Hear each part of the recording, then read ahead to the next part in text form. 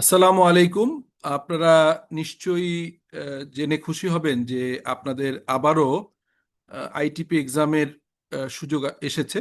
যারা লয়ার বা অ্যাকাউন্টিং ব্যাকগ্রাউন্ডের যারা কাজ করেন তারা সবাই প্রত্যাশা করেন যে আমাদের এই আইটিপি এক্সামটা প্রতি বছরই হোক। তো এবারও খুব দ্রুততম সময় আবার আসছে।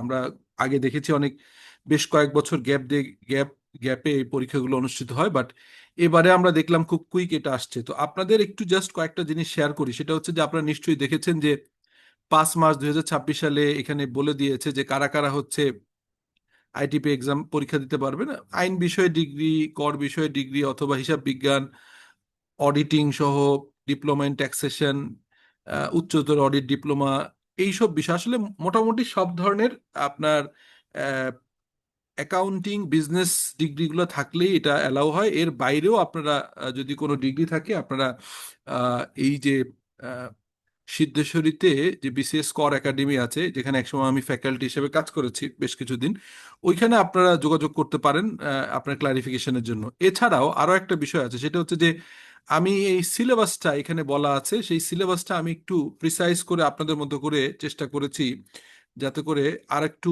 ইন্টারেস্টিং করে আপনাদের সামনে প্রেজেন্ট করা যায়। এবং আপনাদের এই এই যে এক্সেল শিটটা, এটা কন্টিনিউয়াসলি অনেকগুলো স্লাইড আমি বানিয়েছি, কন্টিনিউয়াসলি আপনাদের কয়েকটা ভিডিও বানাবো প্রত্যাশা করি। তো সেই সেই বিবেচনায় এখন ডিসকাশনটা শুরু করি, আপনারা হয়তো উপকৃত হবেন। ইনকাম ট্যাক্স যে বিষয় এবং রিলেটেড যে আইন, ইনকাম ট্যাক্স এবং রিলেটেড ল গুলো নিয়ে আপনার 40 থেকে 50 মার্কসের একটা থাকতে পারে। এটা সাধারণত 35-30 এরকম হতে পারে।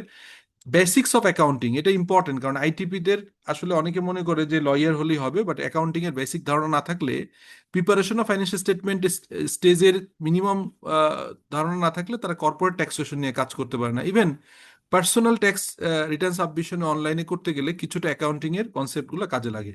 এছাড়া ইংরেজি এবং বাংলা ল্যাঙ্গুয়েজের উপরে আপনার দখলটা দেখবার জন্য রিটেন 5-5-10 থাকতে পারে।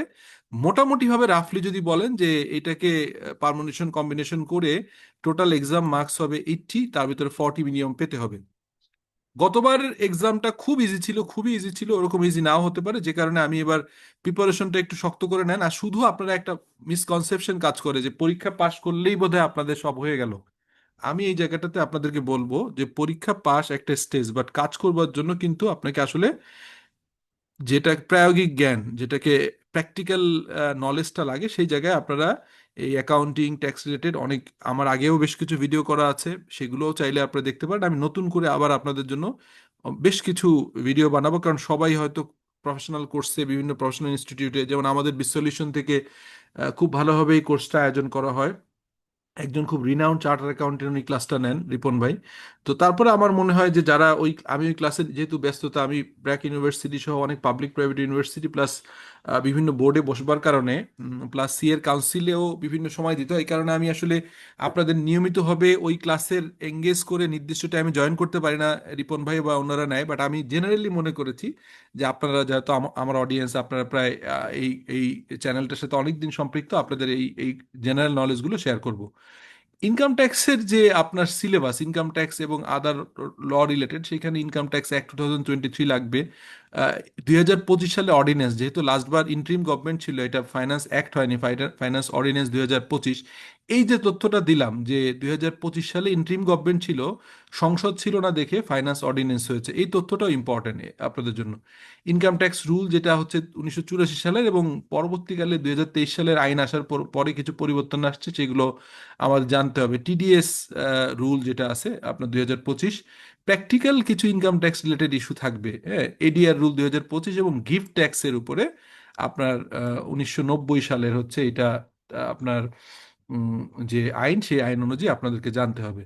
সো এটা আপনারা জানবেন, এবং আমি এর উপরে বেশ কিছু আহ, নিয়মিত বেরোতে 2 দিন, ম্যাক্সিমাম 2 দিন বা একদিন, আগামীকালকেই হয়তো আরেকটা এপিসোড আপলোড করব, অথবা ম্যাক্সিমাম আর একদিন পরে। সো আমি 1 দিন বা 2 দিনের নিয়মিত ফ্রিকোয়েন্সিতে পরীক্ষা চলা পর্যন্ত এবং ভাইবা স্টেজেও আপনাদেরকে সাহায্য করবার চেষ্টা করব। অ্যাকাউন্টিং এর বেসিকের ভিতরে হচ্ছে থিওরি থাকে, অ্যাকাউন্টিং এর আপনার ডেফিনেশন এবং গুরুত্ব প্রয়োজনীয়তা, এটা নিয়ে একটু থিওরি থাকতে পারে।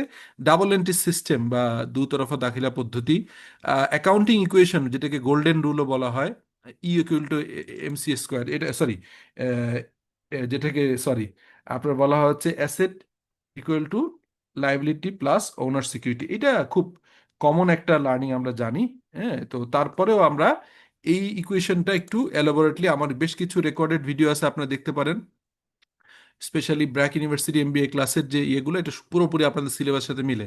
Accounting cycle, transaction, journal, ledger, কিছু জার্নাল থাকে আমরা দেখেছি অতীতের পরীক্ষায়, ট্রায়াল ব্যালেন্স, এবং ট্রায়াল ব্যালেন্স থেকে এফএস এর ছোট্ট অংশ আপনাদের থাকবে। সেটাও আমি আপনাদেরকে একটা কি ধরনের অঙ্ক সলভ করে দিব, সেটা হচ্ছে income statement, change in equity statement যেটা মালিকানা সত্ত্ব পরিবর্তন, এবং ব্যালেন্স শিট বা স্টেটমেন্ট অফ ফাইন্যান্সিয়াল পজিশন।